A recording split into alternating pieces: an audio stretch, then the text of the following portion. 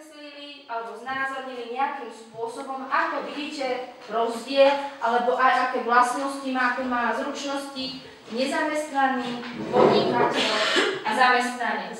Ako ho vnímate? Ako ho vnímate vy? Viete si to Budú zamestnaní, všetkých trhov ukáže. Nie, všetkých trhov. Čiže všetky tri tie situácie, tie spoločenské role na jednom papieri, aby boli. A potom samozrejme jeden z vás to odprezentuje, na čo ste prišli, aké má možno vlastnosti, aké má zručnosti, ako je vnímaný v spoločnosti, či zamestnaný, či nezamestnaný, alebo podnikateľ. Áno, môžete na tú postavu, pre mňa aj motýla možno, to je jedno. Ako vnímate zamestnaného, zamestnanca a podnikateľa? Nezamestnaného, zamestnaného a podnikateľa. Áno? Aký status nesie so sebou? Ako ho viete rozlíšiť? Ako by ste napríklad rozlíšili na ulici, keby ste tých ľudí nepoznali? Ako ich vnímate? A tým pádom vnímate to, čo chcete byť vy do budúcna. Alebo čo nechcete byť do budúcna. Ten prvý moment. To, čo vám povie, áno, tento je možno podnikateľ. Tento je nezamestnaný. Ako to zbadáte na tom človeku, áno? Na tom jedincovi. Čo to evokuje v ňom? A vo vás?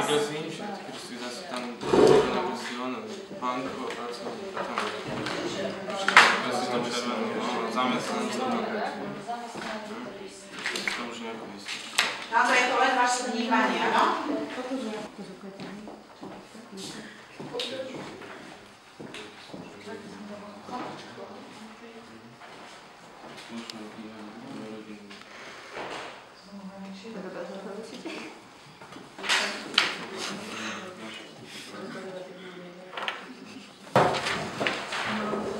Čiže máme skončené všetko, áno?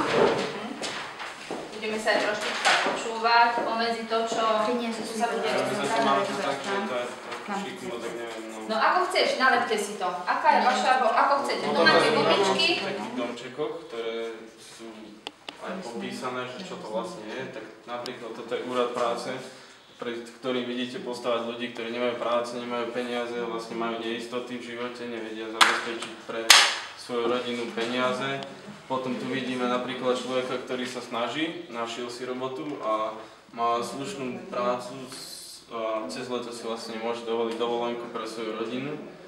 Potom tu vidíme napríklad krčmu a tento človek napríklad nemá prácu, tak svoj život utápa v alkohole a dajme tomu drogách a svoju budúcnosť vidí nejasne a je to celé zle. Napríklad tento človek kvôli tomu, že stratil prácu, začal kradnúť a dostal sa do väzenia. Vlastne keď už má trestný záznam v registri, už napríklad si nenájde žiadnu slušnú prácu a upadol vlastne v spoločnosti a nemá už veľa šanci pre získanie normálnej práce.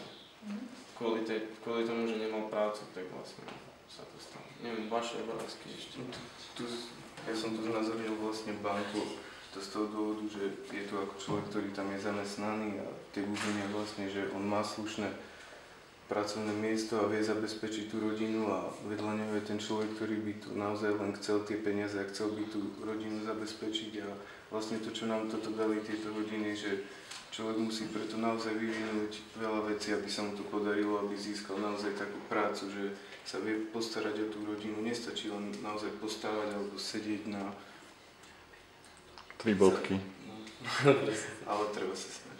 Naozaj. Určite. Tá snaha, nejaká motivácia určite. Áno, čiže ty si robil toho zamestnaného v podstate pri dobrej profesii, dobrej práci, ktorá je dobre platená, ale robil si aj toho druhého, kto si ide zobrať do banky nejakú tú pôžičku, nejaký ten úver, ktorý je síce tiež možno zamestnaný, ale na menšom poste, čiže možno menej energie vynaložil na to, aby sa dostal na lepšiu pozíciu pracovnú, že? Výborne, ďakujem ti, Luky.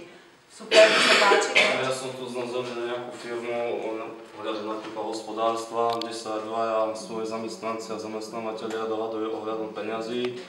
Čiže vlastne spolu podnikajú, sú v niečom v tej firme pomôcť. A tu som znázornil ako podnikateľ, zamestnávateľ s druhým zamestnávateľom sa dohadujú ohľadom toho, že tento potrebuje nejaké súčiastky spotreby, nejaké veci, nejaké traktory alebo niečo na hospodárenie a tento taktiež nejaké peniaze na to, aby mohol užiť svoj podnik. Takže vlastne takýmto štýlom podniká. Aby som si takto nechal znázornil podnikateľa. Super. Výborne, chalani, splnili ste úlohu, čiže poňali sme nezamestnaného, bezdomovca, človeka na úpadku, ktorý možno sa aj niekedy snažil, ale nejakým príčinením prišiel tú svoju prácu a jednoducho dostal sa na to dno svoje životné a aj ťažko sa od neho odraziť. Znázornili sme zarábajúceho človeka mierne s tým autom, s tou dovolenkou a ty si mal človeka, ktorý naozaj pracuje na sebe, čo je to dôležité, pretože tak ako vy po strednej škole, keď odídete, nemôžete stagnovať, nemôže nám to stačiť, musíme na sebe pracovať. Ja nehovorím, že zákonite musí byť vysoká škola, ale pracovať na kurzoch, šíhať ďalej v tej svojej profesii, ktorú mám rád a v tej téme, ako ste si vy vlastne aj povedali, keď sme robili tie pohovory, čo by som chcel robiť a držať sa toho, pretože ak robíš to, čo ťa zaujíma, tak stúpaš a rastieš v tých veciach. Ak by si išiel pracovať niečo, čo ťa nezaujíma, tak ten človek dokáže stagnovať. A už to nie je dobré, lebo tam nie je tá motivácia vnútorná, čo je to najdôležitejšie. Musí mať tú vnútornú motiváciu. Nechce človek reálne, je to tak.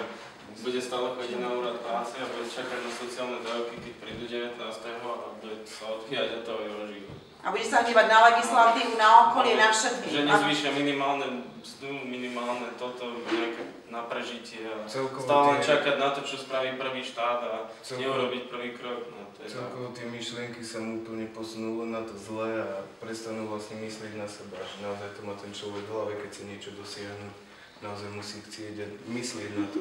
Ale ono ich to postaví tak, že chodia každý mesiac a príde sa podpísať a potom zvyšok toho mesiaca len nadáva na ten celý systém. A uspokojí sa s tým, čo dostane. Ale nespraví preto nič, aby sa už posunul. Aby sa to zmenilo. Pre seba nespraví. Čiže nebuduje sebavedomie, nebuduje motiváciu, nebuduje žiadny kariérny rast svoj vlastný. Uspokojí sa s tým, čo má a presne tak, ako si napísal, tá krčma a len sa sťažuje a vlastne takýto celý rituál je niekoľkoročný, lebo človek, keď je dlhodobo nezamestnaný, už nemá tie pracovné návyky, už ich nevie naštartovať, presne tak, už nechce, je spokojný.